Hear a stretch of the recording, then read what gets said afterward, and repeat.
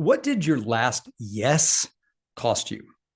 I'm serious. Think back to the last idea that you greenlit. A new group or a second service, a midweek initiative. Maybe it was a summer outreach or a camp. I don't know. You probably said yes because it felt right and the person asking had a great reason for the request. But now your team is tired, your schedule is full, and the results, not that great. See, here's the pressure. Ministry keeps giving us good ideas, but good ideas can still cost us more than we can afford. In business, there's a term called opportunity cost. It's the value of the next best thing you didn't do because of what you did do. In ministry, we don't really talk about opportunity costs very much, but it's a very real part of our leadership. Now, you feel it every time.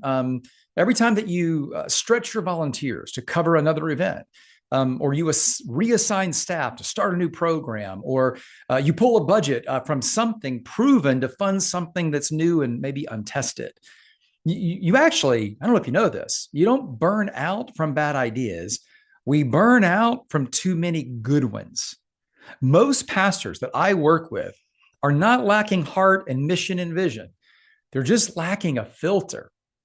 Here's one question that can change everything for you, your team, and your church. What does this yes cost us? That's a great question. If we say yes, what's the cost? I encourage every pastor to put this at the top of their whiteboard or meeting agenda. It's not about being cynical, but it is about being very intentional, about being strategic. When you're evaluating a new idea, for instance, ask what gets delayed or dropped if we do this. Ask what impact will this have on our team's energy? Or will this create clarity or confusion for our people? Now, remember, saying no now doesn't mean never. It just means it isn't the right timing. Right now is not the right time. It really is about protecting what matters the most today. Great leaders, they don't chase activity. They protect focus. They don't just ask, can we do this? They ask, should we do this?